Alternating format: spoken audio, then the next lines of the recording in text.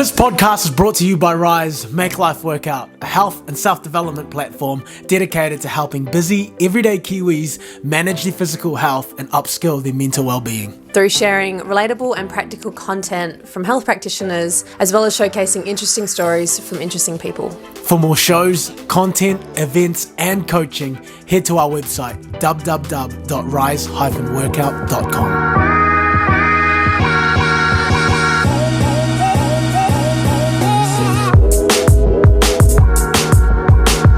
How's it going, everybody? Welcome back to the High Frequency Club podcast. My name is Marwan Salerio. And I'm Sinead Bidman. We're here talking all things self-development, growth and mindset. Are you someone who experiences food guilt while you're on holiday? Or do you get stressed to some degree about being out of routine? Health coach Becca Percy is here to give you the mindset shift to not only prioritize your health and well-being, but also enjoy your time off. Yeah, we also discuss how most people think what they need is discipline and motivation to achieve their health goals.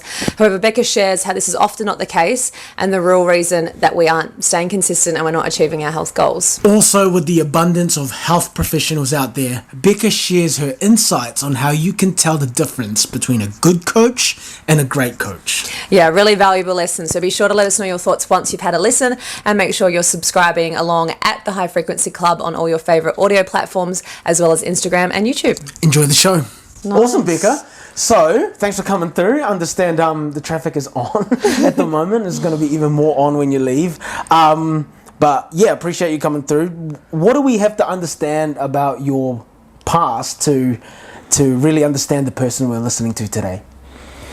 My past. There's been so many renditions of Becca. There's like lots of little evolutions.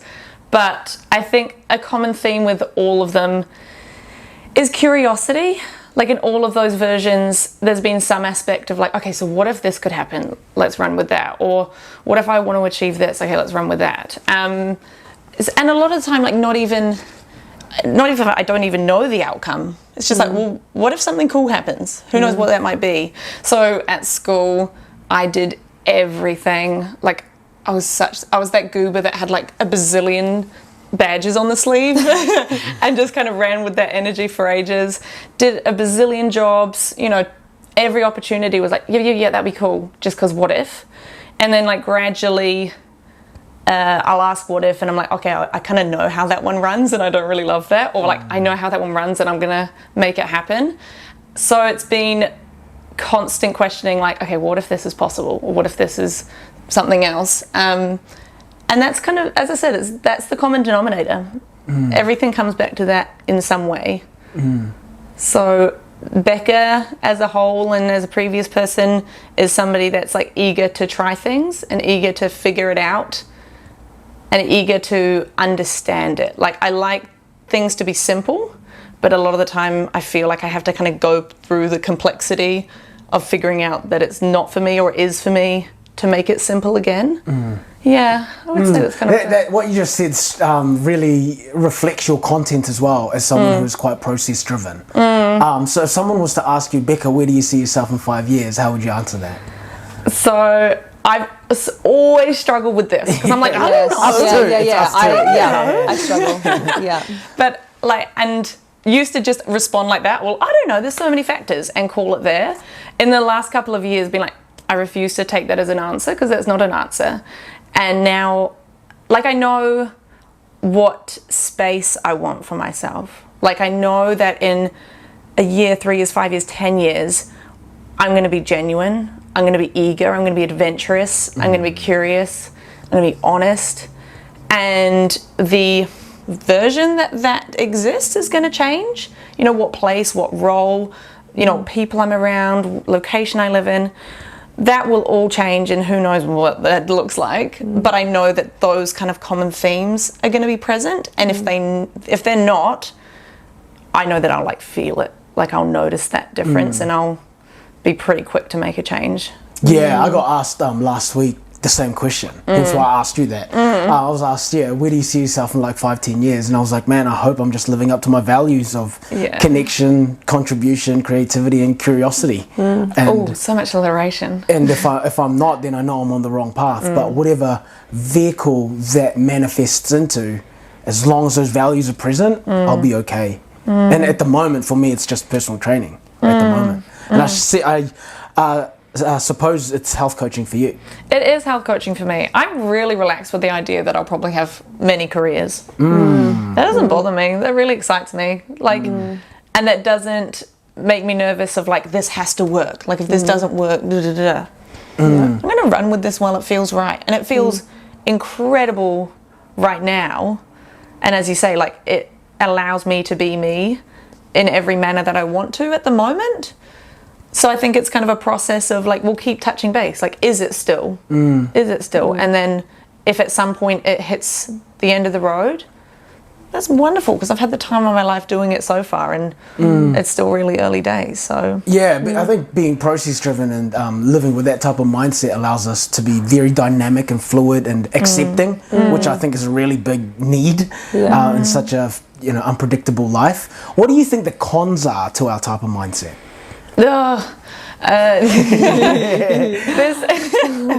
I'm such a strong believer. Everything you do has so many pros and cons. It's just which cons you're willing to put up with, right? So with the kind of process-driven world, there's a lot of questioning. And I think that's such a heavy pill to swallow sometimes because you're so fixated on, I know if I do X, Y, Z every day or every week, or if I have that some sort of consistency, I know this is going to work. And then, whatever comes along and you're like, well, what if it doesn't? And without that kind of, not necessarily the outcome focus, but without kind of knowing what that drive is and where it is, and having those little wins, without those little wins, that what if can really eat away at you. And that's 100% something, like when I get myself into a state where I don't feel fulfilled and I'm like questioning everything, that's the top of my mind every time. It's like, well, what if this is a waste of time? What if this isn't my true thing? And that's the spiral. But that's also kind of like where it gets out. Like, what if it all goes right? So it's kind of comes from two ends. So I think if you can manage, or sorry, not if you can, but if you know how to have that conversation with yourself, then actually the process, it really works. Outcome focus, it just has a lot of risk in it in my mind. I mean, like, well, and I think because something that I might seem like in 5 years' time I want to be doing this and I want to have achieved this, in 5 years I might change a lot as a person. I no longer value that thing or that outcome, and therefore I could be working my butt off to get to that in 5 years and get it and be like, okay, cool, I've got it now and I don't even know if I really wanted it, or whatever it might be, versus, like you said, just constantly reflecting with your values and being like, yeah, am I still on the right path? Am I still getting joy and living up to my values doing this? If not, adjust from there. But yeah, I do think outcome-driven people might look at process-driven people and think, oh, but you might not be achieving anything and you're just kind of going with the flow and you're directionless, or you don't really know what you're doing. Which isn't true, because I can only speak for myself. My direction is based on like my internal values, and that might change in terms of the vehicles that I choose to live that out, but like, for example, with personal training, I've been getting such good results from it over the last 8 years that why would I not carry on? Why would I not double down? Why would I not be consistent with it? Congrats on the FedEx, by the way. Yeah, thank you. Yeah, thank you. It's not about me. No, thank you. It's interesting though, like I always feel or have felt that there's a bit of a fork in the road with performance and health. Like, I kind of see that in CrossFit a little bit, because that's the foundation of my exercise essentially is CrossFit training, and that's where I saw it first, and then seeing it more in like High Performance New Zealand, and just at face value seeing our athletes around the world, is that they have to put so much into this outcome, get on the podium, get the top spot. And you're right, like if they don't have those constant reflection points of like, do I actually want to be at the top of the podium and prove it? And especially since they're usually really young people that start really early, that aren't actually taught to question that. Because if somebody's at the top of the podium and they're like, every single moment I was thriving with the process and loved every part of it, I'm like, congratulations, that is incredible what you've done. But when people kind of like put themselves at risk to get the outcome, and like they've got, you know, the team behind them saying, you've got to win the money, the family, the culture, it's all on your shoulders.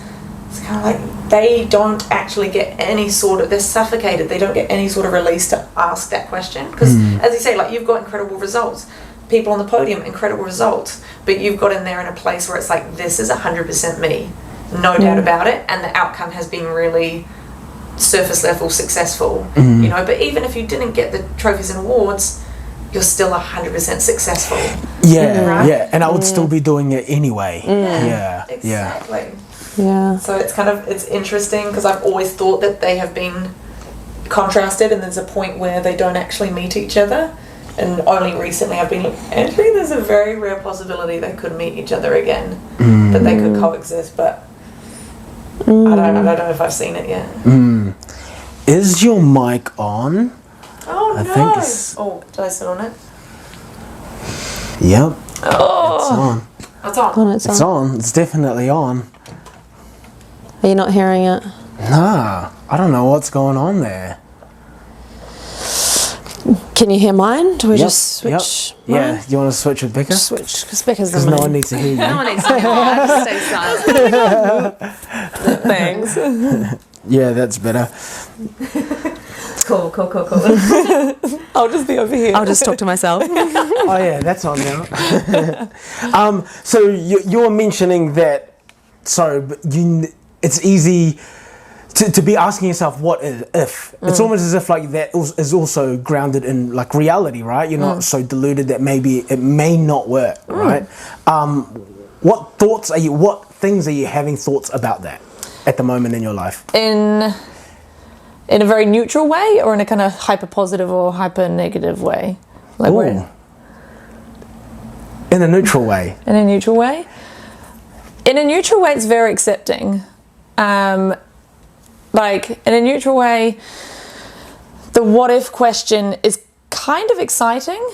You know, like, okay, so let's take the business. So I'm looking after my clients, I'm trying to grow for more exposure, for, you know, changing the way that people approach health. Okay, so what if I can't change the way people approach health? I'm a bit of an optimist. So it's like, well, what if I can change some people's way of approaching health? Like, just thinking about some of the success that I've seen, like, seriously get so emotional seeing that because it's so incredible. So I definitely think I'm designed in a very positive way. So it's not in a nauseating positive, but like in a very realistic positive, that actually, okay, like that's how things are, or that's how things could be. What are we going to do with it? Or what am I going to do with it? An analogy that I use a lot is, you're dealt a set of cards. That's your hand. You're not changing it. You can't be envious of somebody else's hand, and you can't change what the dealer's putting out. How are you going to play them? You know? Because you can either like complain and make excuses of why you don't have another card, or you can just move on and play the game, you know, like figure out a different strategy to work. You know, you're going to be hit with bad hand after bad hand. Sometimes you'll hit a good hand and you'll be like, yeah, this is great. But when you hit these bad hands, it's not the game's fault. It's not the player's fault.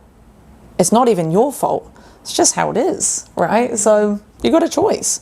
Sit there and fold and be like, well, I'm out of this. Or actually get in the game and see if you can do something with it. And that is 100% how I kind of conduct myself with my business, with my body and my training, with my relationships. It's kind of like, well, this is the situation. How are we going to work with it? And so those what ifs, I think when they get emotive is when that's kind of my magnifying glass of like, oh, we got to ask some more questions there. You know, when I can't just be like, okay. And when there's more attached to that, I think that's when I kind of get a little bit curious with myself and be like, okay, so why am I so hooked on that response? Like, why does that hurt? Or why does that make me just... What is that response, and why does that make me feel uncomfortable? If that makes sense. It does. How did you get into health coaching? I don't even know. I woke up and here I am. You know what? I was actually... Okay, so came out of lockdown. Lots of people were asking me for tips and tricks and what have you. And basically just saw opportunity. Side hustle for a while, this, that and the other. Was like, this is kind of fun, pocket money. And then it was like, well, what if I went for this? And it was actually Hamish, my partner, who said, you know, worst case scenario, you're back doing exactly what you are doing now. So actually what we're doing at that point in time wasn't that rough. Like, it was fine. What were you doing? Oh, I was, what was I doing? At that time, I was working with a organisation called Parafed, which was supporting predominantly young people with disabilities for sports, which was so cool. I was coaching everywhere. I was doing some teaching. Like I was all over the show, but I was managing and still like quite happy. But the possibility of this was, I didn't know what this was going to be. If you ask me to go back to that now, there's no chance. But at the time I was like, okay, I can reside in this, you know? And then I couldn't get the name Absolute Coaching, and Absolute Health Coaching was available. So I took it, and I'm so glad I did, because that is crucial. Because Absolute Coaching, you don't know what it is, right? Absolute Health Coaching gives context, and it's given me the freedom to really just run the health coaching into the ground, which like being able to shift, because I was for ages like 50-50 in the gym and health coaching. And now I've been able to really tip the scales, and the gym coaching is kind of a little bit more supplementary, whereas the health coaching is the main gig, and that's where I'm putting all of my energy. So it's like I never wanted to control people. I never wanted to, you know, turn it into a cult thing where they're all following me. Like I 100% want to make myself redundant to people, but I just saw so many people managing and dealing with their health in such a dysfunctional way. I was like, no, you got the wrong end of the stick here. So that was where those conversations kind of started, because people, you know, that you probably will see this a lot, is they come to the gym, you're doing this really awesome training with them, and they're going out 3 nights a week, they're sleeping horrendously, they're in a job that they hate, and they're around people that hurt them. Like, my gym session's not going to change that. Like, I can do as many trainings with you, but fundamentally you're still going to be broken and unwell. So it was kind of just a little bit more of a formal place to be like, you know, when you sign up, this is happening. And those conversations are top priority. Yeah. Rather than like, oh, by the way, how's your sleep going? That was literally the exact reason that I stood back from physio, because I was getting the same thing where people were coming in for a sore back, wanting just a massage, and once I got talking to them about all of that, I'm like, cool, you're not sleeping well, you're not exercising regularly, you're eating shit, you live alone, you've got no friends, you're not doing this, you know.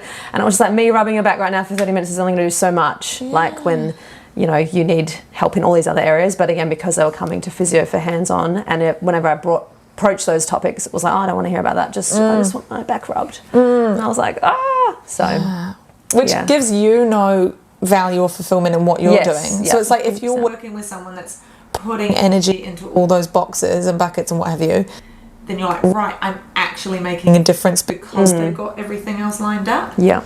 But in those hour sessions when you know that they're not looking after themselves outside of the gym, I was like, well, come on, man, like help me out here. And I think early days I really struggled with that ownership thing. Like, I took a lot of responsibility for how well my clients did. Borderline took all the responsibility. Like, if they didn't do well, my fault. So it landed on me. We're a team, but you're the team captain. Like, I'm doing everything I can possibly do for you. You don't understand how much I think about you. Borderline creepy, but 100% true. But if you're not taking responsibility, it really hurts. It's really hard. Yeah. So are you not on the tools, as in like you're not personal training as well? It's just like consultation, sit down at a table? So interesting. Yeah, so many people are like, do I need to wear gym gear? And I'm like, we're just having a chat. Like, you can if you're comfortable. It's literally just conversations.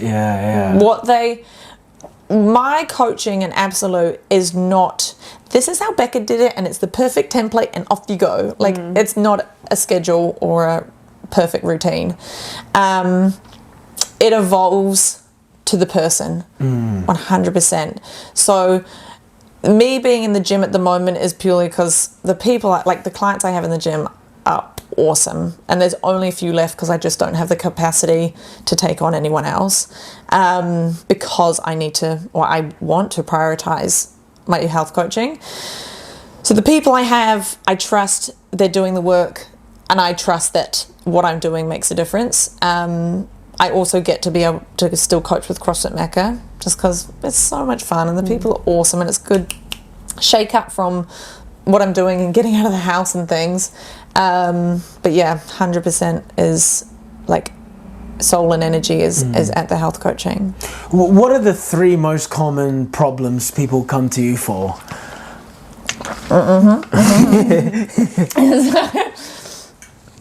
I need accountability. I don't have any motivation. I struggle with discipline. And I think they're not, I think they're confused. I think they're really, really confused. Like when they tell me those things, I think they think it's a place. You know, if I've got motivation, I'll be on my way. People that are successful don't have a consistent drip feed of motivation. And same with the accountability. They're like, oh, when I've got a buddy, I'm good, like it works. I'm like, okay, so you can commit to your friend, but you can't commit to yourself. And that's what I mean by that, like, dysfunctional nature of it, is none of it makes sense in how they're saying things. And I think a lot of the words in people's mouths are put out there because of what, like they've kind of read it elsewhere and they're like, oh, that's my thing. I need accountability. Because they've been marketed to as like, come to group classes because it gives you accountability. Like, yes, it does, but that's not why you enjoy going there, if that makes sense. So after, when somebody says that, I'm like, I got you. I know what's going on, not usually know what's going on here. But when you kind of figure out what's actually behind that term, then you actually are able to break through what's going on. It's not a motivational thing. It's actual enjoyment. Like, do you actually enjoy what you're trying to motivate yourself to do? Don't do it then. You know? Discipline, yeah. A lot of people think that they've got this preconceived idea on what health and fitness is based on what they've been told or what they've been shown, whether that's someone that they admire or the health and fitness marketing, right? Yeah. So I get a lot of clients or leads that come to me in the studio and they say that their goal is this, and when you really break it down and figure out the meaning underneath their goal, that's the vehicle. Let's say it's lose 5 kgs, gain muscle, is just what they use to represent the true goal for them. Absolutely. Which is, I just want to be more confident. I just want to have more energy. I want to feel more happy. You know.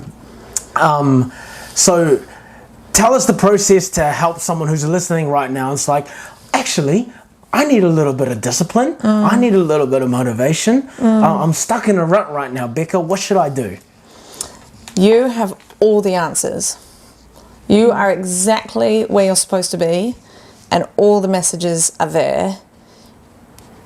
It's about taking off the glasses and the lens of what you think's wrong and actually looking at what your body's telling you and what your world is telling you, to figure out what is actually going on. You know, so I would even take your concept or example a step further of, okay, so a huge goal for a lot of Aucklanders is the Auckland Half Marathon, right? A lot of people sign up for that one. Is like, that's what I'm shooting for. Great. Why do you want to do that? Okay, I want to lose 5 kilos, or I want to run more or be outside more. Okay, so why do you want to run more? Oh, I don't know.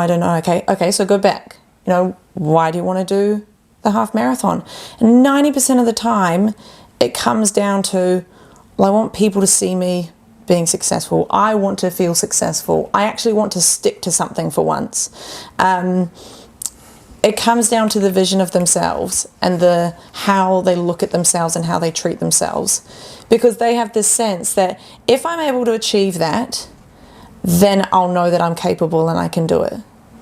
And people are almost trying to build up their evidence over and over and over again. But actually, sometimes when you set up goals like that, you're building up evidence of the alternative. So let's say you're going for the half marathon, and you're like, right, I need to run 4 runs a week, and one of them's a speed and one of them's long, da da da da. Let's say you miss the long, and then suddenly that spiral after that, and now suddenly, because you're shooting for suddenly I can prove to myself I can commit to something, and you missed one of your runs, I didn't commit to myself. And so suddenly you're building up the evidence of the opposite of what you're trying to achieve. So when you bring into attention and focus, I'm not doing the run for the run, I'm doing the run for the commitment, suddenly your process looks a lot different, because it's not about the running, it's not about the training or whatever. It's about, okay, I've said I'm going for a run, and my goal is to commit to myself properly. So now, like, this run is important. Whatever's getting in the way, because my commitment to myself is so much more important. So when I say that, people aren't listening to themselves, possibly they're not asking the right questions either, whether they don't have the network around them to ask the right questions, they don't know the questions, whatever it is. But listening to the little voice, like that first voice that pops into your head when you're experiencing things, like that voice has some credit and some warrant. By listening to that voice, you're actually understanding yourself better, because so many of us will, I feel like this, or I want to do this, and they're like, oh, but you should do this. They'll listen to the logic rather than the emotion. When those two pair together, it's magic and everything is wonderful. But when you have this conflict of what you want and what you feel like you should do, it's a really turbulent, unstable time in you. And so that listening is listening to what you want to do, or what that emotive gut feeling is, and then listening to what the logic is, and knowing that those two are true. Once they're true, you can actually kind of piece it together and figure it out. So in kind of response to the question of if somebody feels like they need those things of discipline and motivation and what have you, but somehow can't grab it or grasp it or manage it themselves, there's not a magic pill, there's not a magic ebook or a program that you're missing out on. It's your ability to look beyond yourself. No, sorry, other way around. Your ability to actually look at yourself and listen to the cues. Your body's so good. Your brain is so good. It's so capable, and we don't give it enough credit. Do you think there's a common theme of this huge disconnection with ourselves? Yeah. The world's moving too fast. We don't have any moment to stop and be like, how did I experience that? And that's where, I'm in no means a psychologist of any sense, but emotions need resolution, or they need fulfillment. And sometimes we get so stuck on, I experienced this, it made me feel like this, and then they stop there. Someone did this and I'm furious, and that's how it is. I'm just angry with that person. Somebody did this, you're furious. Why? Or I'm angry because they made me feel less than I am. I'm angry because they didn't listen to me and what have you. Okay, based on that, what can you do? I can talk to them. I can put up my boundary. I can, it gives you actual resolution. But because the world's going too fast, you've got to be places, you've got things to do, you've got people to look after. You don't have the time to stop and think through. And I'm in no way perfect at all. It is, I notice when I haven't sat with myself about whatever, and I'm like, oh, okay, sit down time. Let's actually pause the world for a while. And that's actually when someone's like, oh, I really want to get into meditation. I'm like, do you? Do you actually? And they're like, yeah. I really think it's my thing. Go try it for a week and then come back like, it didn't work. And I'm like, okay, so what did you actually want? And 9%, I just want a break. I just want to pause and breathe and not have notifications and emails and kids and thoughts intruding on me, just no stimulus, right? Yeah, that's the space that I see a lot of. Yeah, and I was going to add to that, same with, like you said, with if someone has, this ambitious goal of I'm going to do this, I'm going to do that. Like you said, a lot of the time not stopping to ask themselves why. Why do I really want to achieve that goal? Because like you said, if we were asking ourselves those more of those deeper questions and peeling back the layers, we'd probably get to the point where it is like, oh yeah, I just want to like feel successful and like, you know, do something and achieve a goal and, you know, have that validation from others. And then you can be like, well, there's other ways of doing that without having to do that. Or you might be able to do that, but again, reshape it in a more probably helpful way. Well, what if someone's like, yeah, I want to run the Auckland Marathon because that's going to make me feel successful. And then we get down to being like, oh, how come you just do successful things in your routine then? But what if they're like, I still want to do the marathon though? Great, go for it. Yeah, right. As long as it's real. Yeah, okay. As long as it's really real. So at the beginning, literally this time last year, I was like, I am not ticking my like adventurous box. Like I would count myself as an adventurous person and nothing in my life contributes to that at the moment. So one of my things that I was like, I'd really love to do an adventure race, which is kind of like a outdoorsy adventurous triathlon where you like kayak and mountain bike and go trail running. It's so much fun. Oh, and we orienteer at the same time. That was a disaster, but it's so fun. And you know, so my instinct thing was like, okay, I'm going to sign up for one. Like I find one and I'm going to do it and it's going to be awesome. And you get to do it in a team. So I was like, yeah, I get to hang out with my girlfriends. I did the event and it was wicked fun, but at the end of the day, I was like, I like the training more than the race. I was like, this was like, yes, it contributed to, I took action, I enjoyed every moment of it. All the things said yes, but I realized that actually I don't need to sign up for the race to have the fun of it. So in my sense, now I know like events or like specific dates and organized events, not as much my thing. So at the time, like that was real. I was like, yes, I'm being adventurous, I'm connecting, I'm, you know, being honest to myself. And so if I was coaching me then, I'd be like, go for it. Absolutely, go for it. But it'd be a lie to myself if my kind of intention was, right, I'm going to be an adventure racer now. I'm going to book 5 of them a year and things like that. Because I did one and I was like, I don't, you know, events aren't up my alley at the moment. Yeah, well, I think a lot of people, for example, they'll have this event later on and then they don't do it and then they beat themselves up for not doing that event and completely, not ignore, but they're just unconscious to the journey that they went on and all the gifts the journey gave them too, right? Like for you, you were aware of that and that takes a level of self-awareness where a lot of people don't have that, right? Oh, maybe not naturally. Everyone's got it. Everyone's got that self-awareness. They perhaps just don't have the willingness to be responsible for it. Because that's too scary. Because what if it is all their fault? I count myself very lucky and very privileged in the place that I am. People, lifestyle, location, everything. So lucky. But some people that have those cards up against them and it is a really difficult, high pressure place,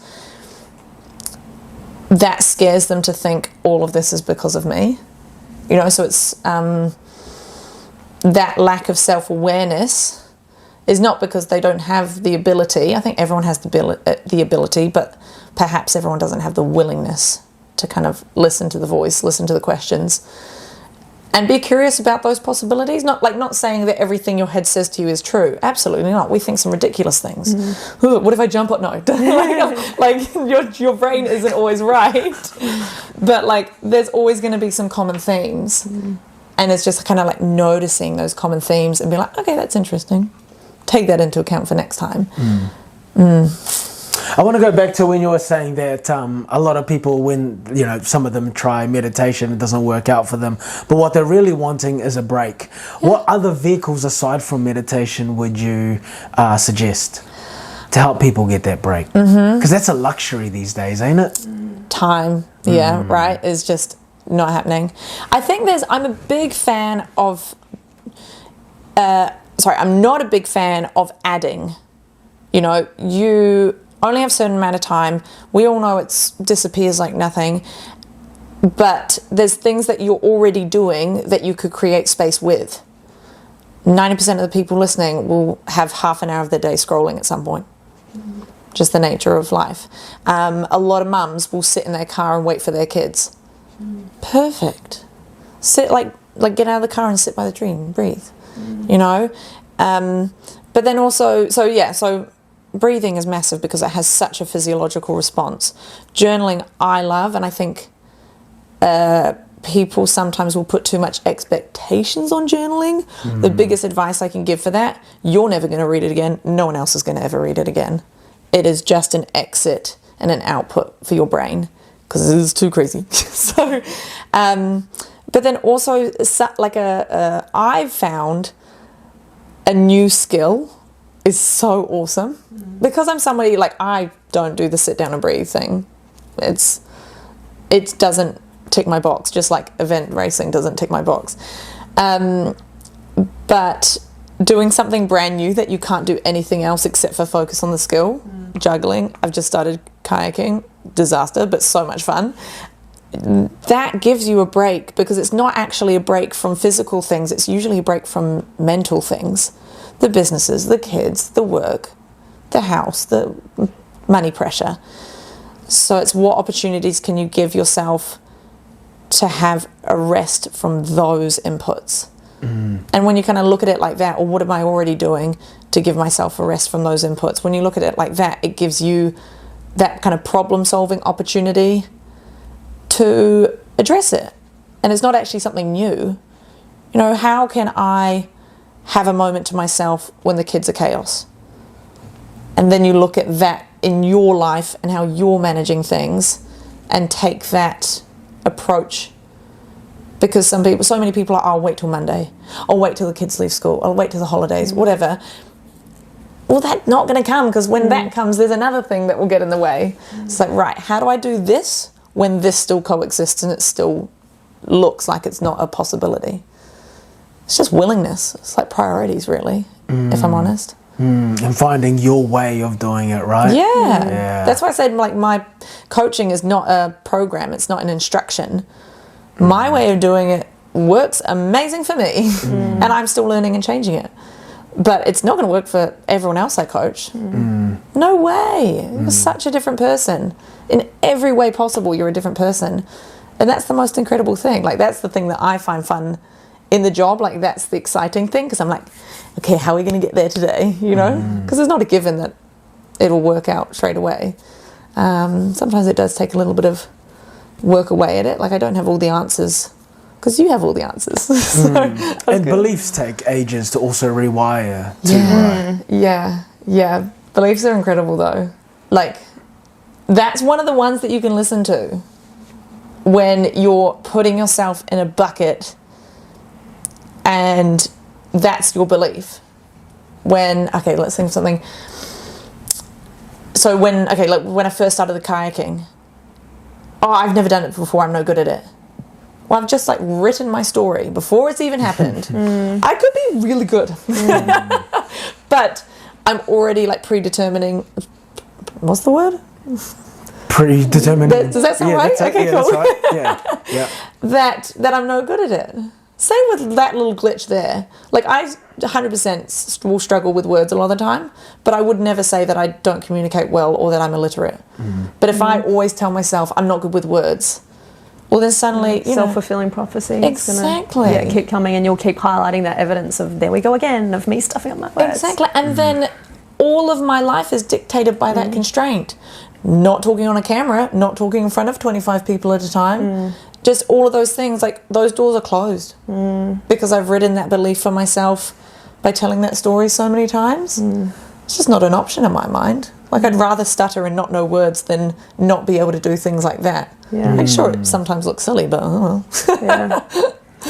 We've got the Christmas season coming up. We're not too far off, and I know a lot of people, front of their mind is food guilt at this time, change of routine, and a lot of people being afraid of actually enjoying the holidays because they're going to be out of their usual, right? What advice would you give to someone who's listening right now, who's like, I know I'm going to eat a lot. I know I'm not going to be at the gym. I'm going to be at the beach house. My movement routine is going to be out of whack. What advice would you give them? Not what you think. A lot of coaches, and it's not, I don't disagree with it at all. A lot of coaches will say, it's only a week. The rest of the year is fine, look at the rest of the year rather than this week. that works, like 100%. I don't disagree with that. But there's two things that I don't think people are taking into account. A lot of people are looking at the behaviors rather than their approach to the behaviors. So before we dive into the approach, because that's the fun bit, but the behavior side of things, as long as you're giving your body time to recover, you'll be fine. And not even looking at a percentage thing, this is just across the entire year. The foods, products, environments, a lot of the things in our world, the human body's not designed for. But if we give our body optimal time to recover from those factors and those things, it can actually really well manage that stress or inflammation or what have you that was put on the body. So if you have a boozy night, just try not to binge and have another boozy night the next night, because your body's not recovered from that first boozy night, right? Same with food, same with lack of exercise. Just give yourself an opportunity the next day to do it differently so that your body can actually come back and be fine, and it will be fine. The approach side of things is the way that you talk to yourself, the way you treat yourself and think of yourself is 100% more damaging than a piece of cake or a lack of workout. Because that determines so much of your future. One bad meal I can deal with, like your body will sort itself out. Your body's really good at figuring it out and working to optimize. But these thoughts and the way you look at yourself in the mirror, that can leave a long-lasting stain, and that can be really hard to clean out and address. So I would just say over this Christmas period is don't let this time reinforce that image. You know, like, not just give yourself a break, because it's not that easy, but go in with a different intention. The intention for this period of the year is not to look and be your fittest ever. Like, that's just not what this is for. This is for people and memories and time off. So if that's your top priorities, is being around your favorite people and actually taking a bit of a break, go to town on those things. You know, so what is it that you have to prioritize to spend time with your kids, spend time with your grandparents, and your families? And a lot of the time that will be food and that will be drinks. So if that's the bond or the necessary thing that's going to connect the connections, in my mind, like, that's your top priority at the time, so go for it. And I'll say that across the year, you know? So I think that, again, like, there's just so many expectations on the time, and so people are so hard on themselves, and they're not willing to not let go. I don't like that, because it's not easy to let go, or it's not even sustainable to just let go. But being able to see the time of year, this time of year, for what it actually is. It's not about being an athlete. I really like to clarify, like, what does the holidays represent for you? And for a lot of people, it is, I just want to have fun, I want to connect with my family. And if getting on it on Christmas Day allows you to have fun and connect with your family, great. But does getting on it on the 26th make you connect and have fun with your family? Likely not if you're going to be hungover. So it's like reflecting back what you want every single day. You know, it might be good today, but it might not be all good tomorrow, and you've got to be real conscious about those decisions. Well, it's a great time, I think, to practice again, checking in with yourself of each day of how you're feeling. Like, some days you might be like, you know what, I just want to lie down and watch a movie and lie in the sun and do nothing. There might be a day where you're like, actually, after 3 days now of doing nothing, I actually kind of feel like I need to move, and I think I'm going to go for a walk or a run or go play tennis with my cousin or whatever it might be. But I think, like you said, it's a good opportunity to kind of be checking in with yourself each day as to what might be feeling good, because something that might feel good today might not feel good the next day or the day after. And this gives you so much evidence to understand about yourself. You know, like, I holiday so much differently than I did last year and the year before that. So how I approached last season, I'm taking a new approach because of what I learnt last season. And it's that constant listening and just bringing all of this information in and kind of building the blocks of your foundation so that you have a bit of understanding, so that when these decisions come to you, should I drink or not, you've actually got some information to go off of. It's not just like okay, yeah, go for it, or oh no, I don't feel like it. You've actually got, last time I drank and this, that and the other, and or last time I drank and nothing happened, so yeah, let's go to town. That's actually, drinking's a really interesting one of them at the moment, because I'm just tending not to drink as much. Just don't feel like it. But so many people will be like, oh, you're such a health guru, like you're doing it for your body and this, that and the other. I'm like, Just don't feel like it. I just don't feel like it. I've got better things to do. What it does to my like headspace, what it does to tomorrow. I don't actually love the taste, except for a really nice cocktail. But you know what I mean? So at that place, I'm like, it doesn't bother me. It doesn't. It's not a calories thing. It's just a place and person and situation thing. What's your advice for some people who are listening right now who are thinking of setting New Year's resolutions? What are your thoughts around that? Oh, just make them like genuine again. Like, I don't mind. Go for gold. But when people set like 12 things to do, I'm like, okay, so what's your plan in order to do that? Notice, I've actually, like a lot of people that I talk to, we discussed about doing it a month ago. Because right now, when you're like looking down the barrel of the gun for 2024, and you might feel really uncomfortable with how this year went. So again, there's the guilt and the shame and the I need to do better. So you'll probably pile on all of these things. You'll get to this time next year and you'll be like, look at me, I didn't do it again, damn it. I'm just that kind of person that doesn't do this, that and the other. Yes, you do. You're just setting the wrong environment for yourself to do that. So in terms of New Year's resolutions, go with like, so if you write a handful of things of what's on your mind. So me last year, I want to do something adventurous. I want to do something that's really like actionable. I want to just go all in on the business. Okay, so why do I want to do that? And then keep going. So it's like with the half marathon thing. Okay, so why is that a thing for you? And then you can actually figure out what you actually want there. Because sometimes you'll bang on first time and that's cool. Go for gold, don't question it.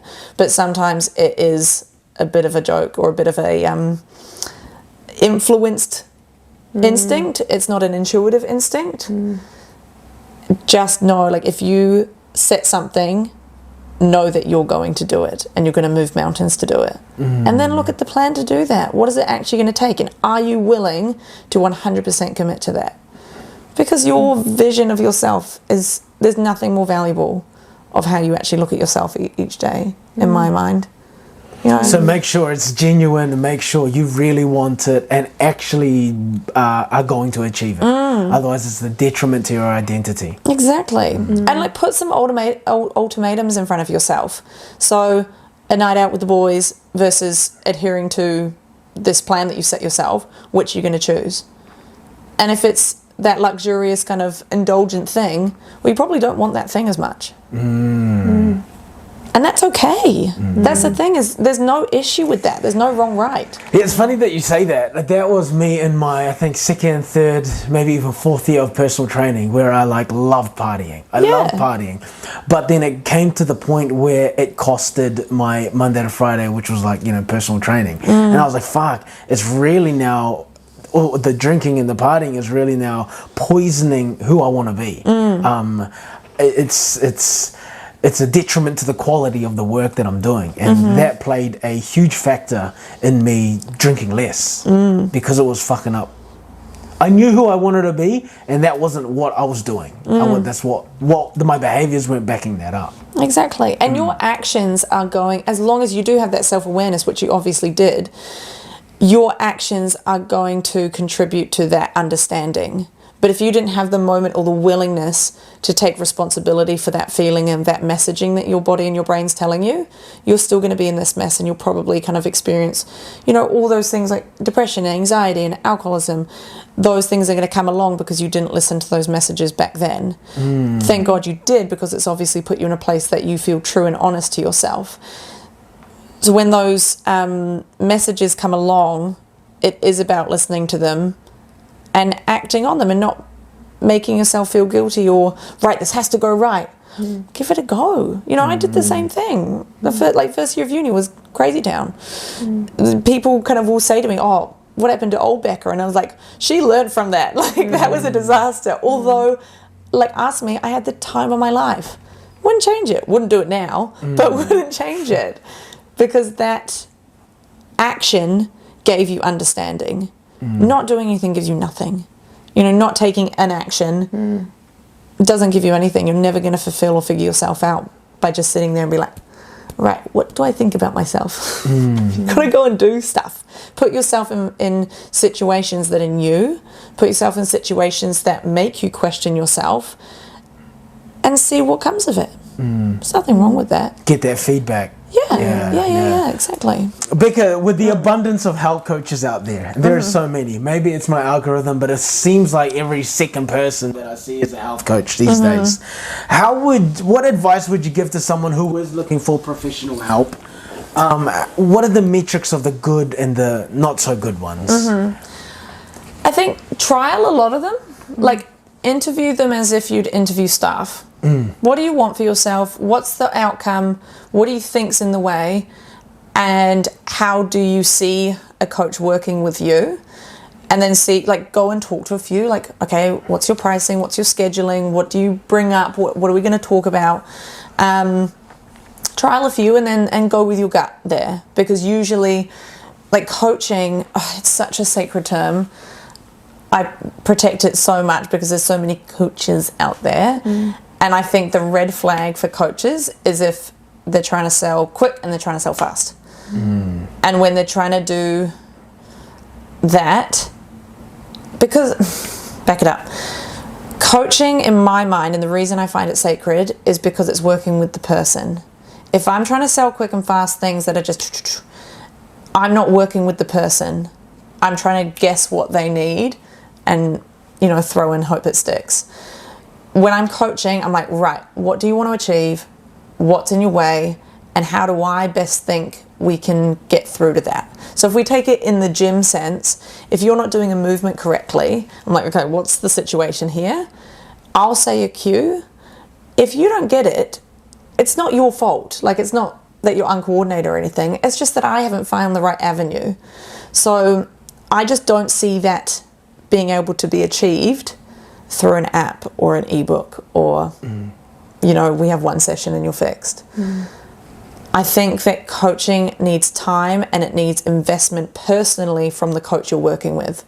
So if they're working with 300 clients, they do not have the capacity or time to give what you actually need, because you need understanding and you need to share perspectives and share ideas and build from there. As I said, it's such a team effort. It's not an instruction. I know the answers. You need to sit and listen. Like, bleh. That's not what health coaching is. But I think there's a really cool period of time right now where health coaching isn't a set model. You know, like physio is very by the books structure, and so many other industries are. But health coaching, wellness coaching, life coaching, all of those kind of things are a bit up in the air. Like, I have to clarify what I do so often. I'm sure you have to do the same.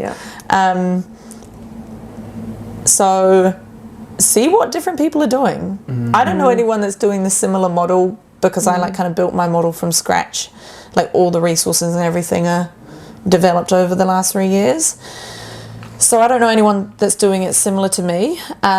So there's going to be, as you said, a bazillion other coaches doing it differently. And as all different coaches like yourself are going to come with different background and experience of other qualifications or other life experiences that you've had that may also influence how you connect with others and how you approach coaching. And I think, like with PTs and every other professions or hairdressers, it's like a lot of it is that connection you have with someone, and there'll be some people that you just don't gel with, that you just think, well, I don't think we're well suited. So I think also that relationship, if you have a good, like you said, it'll kind of be a gut feeling almost. You're like, oh no, this person seems genuine and they seem like they get me, versus someone that might be a bit like, cool, what's your problem? Cool, sweet, here's the program, follow it along and see you in a couple of weeks type thing. I think that's the biggest thing that's missing with personal training these days. I mean, what you said before is that, let's say we're in the middle of a set and someone's like, fuck, going through a divorce at the moment, I feel so ratchet about it.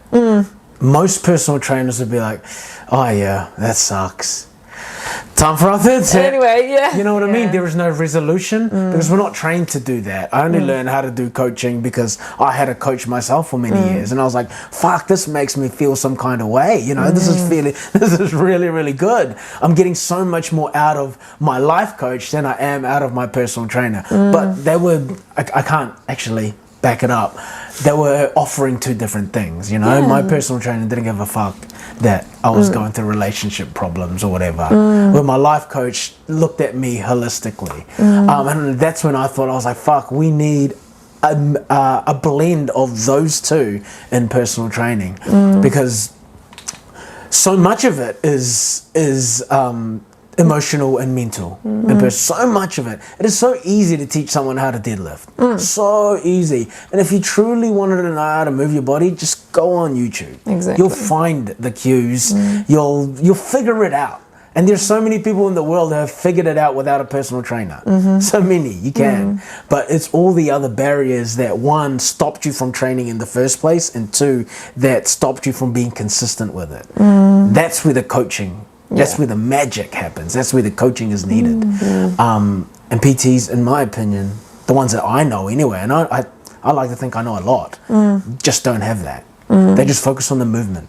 Biomechanics. Which is fine. Which is fine as well. But that is important, but that's all. But if good someone's and got all these limiting beliefs, they're probably not going to progress much with their exercise for the everyday programming person, if the they've everyday got all person these needs other more than that. And if you think, like, in the group setting, you know, we've got a lot of women that have just had babies, you know, and they come through and they're dealing with all of the new mum factors. So if they come into the gym and I overcoach them to the point of meltdown and overload, I haven't understood my person. So then they leave the gym thinking, oh, maybe I'm just not a gym person. Maybe that's not for me. Oh, look at me. I'm letting myself letting myself down again. Oh, I'm just going to stay this weight forever. Damn it. Like, that is so sad to think that you blame yourself for that. But as you said, I teach at AUT, and I always believe, like, I can teach you the muscles and the movements and all that things, but I can't teach you to be a good person. And I can't teach you how to read and understand other people either. And it's that level of understanding that's what makes having a coach catalyze that experience. Like, if somebody was willing enough, they could go to the gym and they could, you know, figure out how to do lifts and movements and what have you by themselves. But a coach can make that happen faster and make it kind of a more guaranteed risk-free version. Same with health coaching. You can trial every sort of version of, you know, meal, movement, connections, lifestyle. You can trial everything. It's going to take you a lot longer unless you had a coach that was kind of steering you and guiding you along the way. And filtering that information and how it best relates to you, right? Yeah. And that's 90% of our sessions is... I do a lot of sitting and listening, which I love, but it's the questions that cause them to look at themselves in a certain way that perhaps they were so much in it and in amongst it that they weren't able to get to the questions eventually. And which makes it, like, so super incredible, because by the time we get to the, like, business end of the program, we've done all the foundation, and then I'm like, right, so how does this look for your lifestyle and your people and your movement, etc., etc.?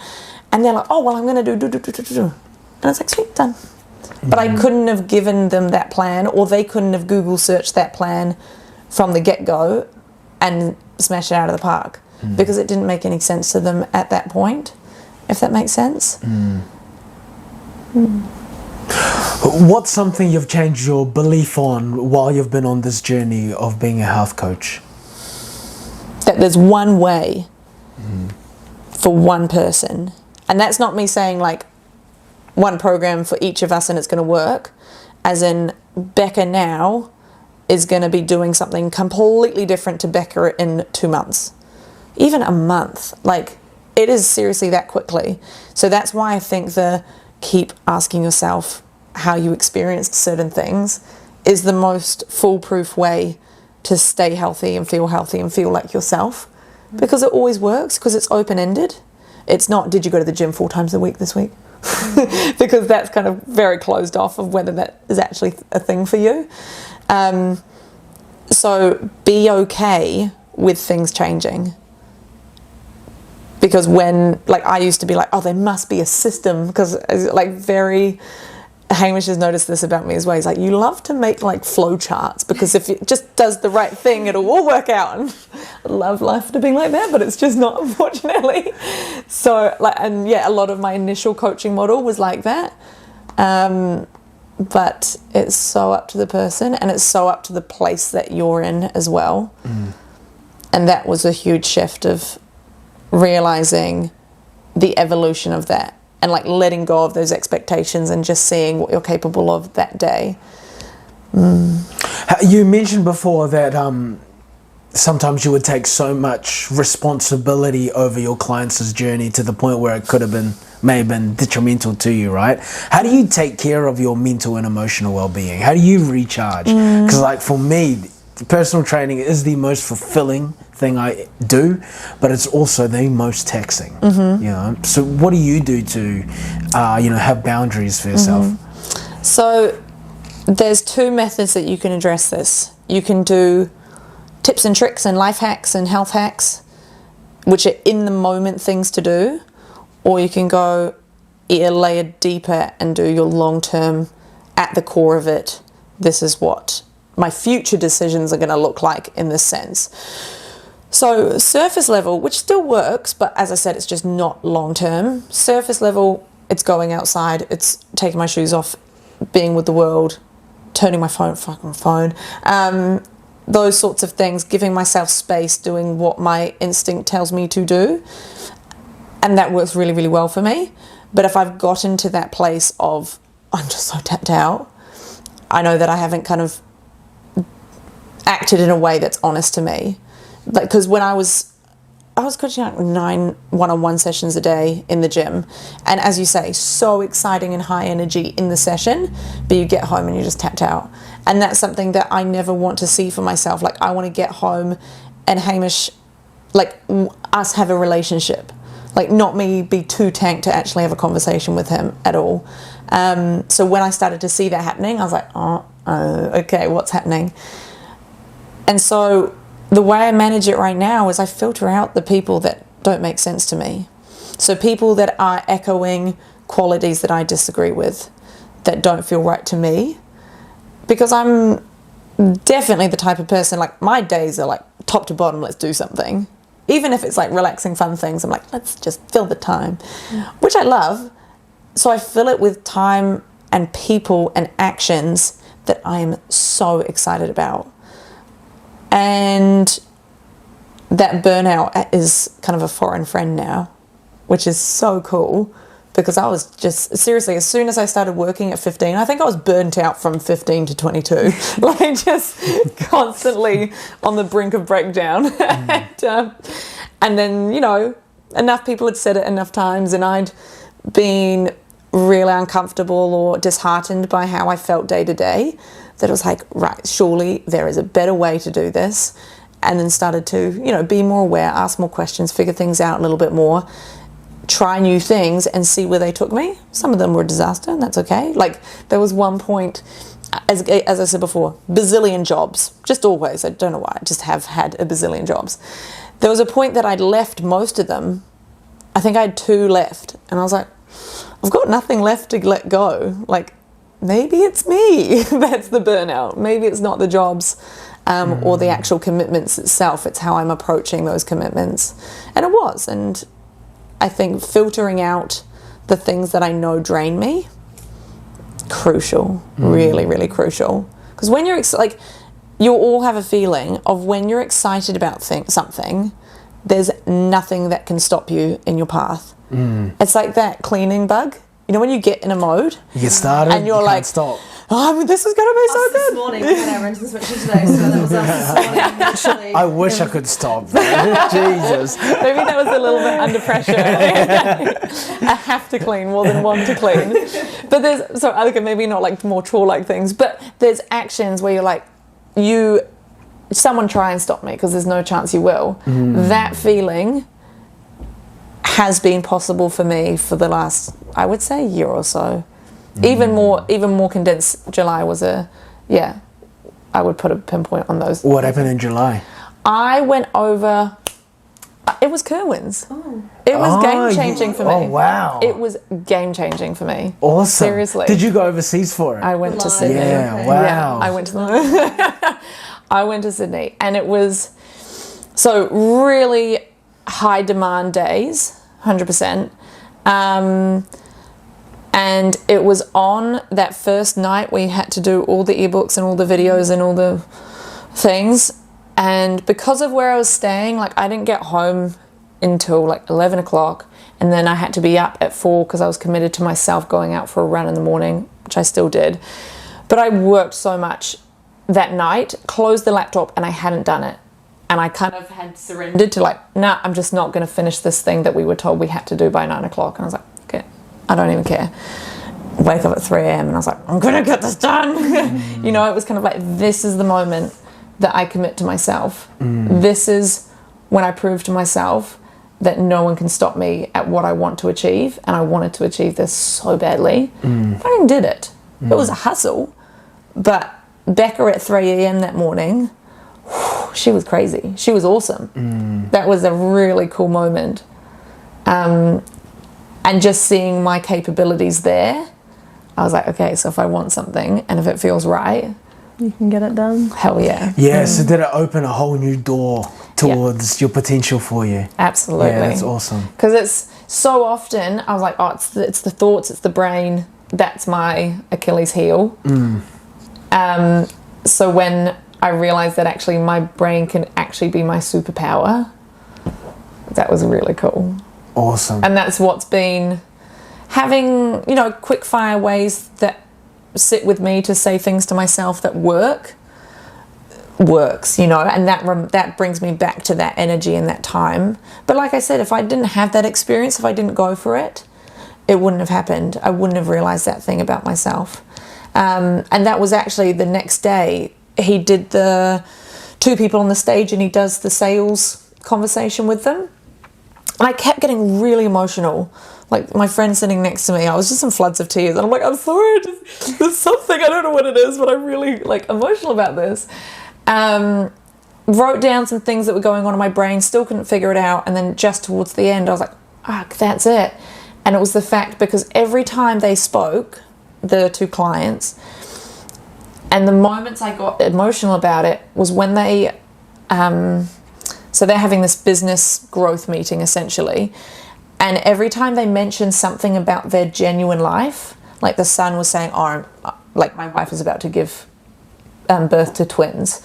And the dad was saying, oh, I want to travel the world with my wife and give the business to my son. And just like literally right now, I'm just getting goosebumps because I'm like, imagine if they could do that. Like how amazing would they be? Oh, remember that time that me and your mum were able to go and do this, that and the other. And so realizing how much I cared about other people's experiences and their realization that they were capable to do those things, that was my biggest strength, and that was my biggest driver. And so my filtering of people that come in and work with me is so strong now because I can't put myself at risk because I care that much. So rather than try and manage how much I care with each client, I know I'm going to care 100%. I'm really invested in their success. So I'm like, right, I'm just not willing to take on anybody that doesn't give me that gut feeling that they're going to give it everything. Because I'm so invested in your change, in your success. Have you had to turn leads down? Yeah. Because of that? Yeah. And I've also taken leads because I've been broken. I'm like, I need this to work. And then regretted every moment of it. You know, I didn't listen to that voice. I didn't listen to my messaging. When actually, in my mind, like financially, I just need enough to stay afloat. I really don't like value money, but I do value staying afloat. I value eating. Seriously. So it's kind of like, well, there's that side of it. But I don't want to be a millionaire just for the sake of it. Like, if I have huge financial wealth and growth, I want it to be because I care about every single person I am with. So no one's session or coaching experience is more valuable than my enjoyment of that experience and my like desire to support and like take you through it. So so in that first session that I have with people, that's kind of the like red light, green light for both of us. So if I want to put on like the nope, not doing this, because I get a sense that you're not going to be focused, you're not going to be willing to be curious, you're not going to take responsibility for what's going on in your world, it's just not worth me. What do you say? Do you tell them like a white lie, I'm full? That works. Cool. So as we start to wind down, Becca, I've got 2 more questions for you. If you could speak to the Becca who was at the peak of her burnout. Oh, let me find her. Okay, yeah, go on. Yep, I'm there. What advice would you give her?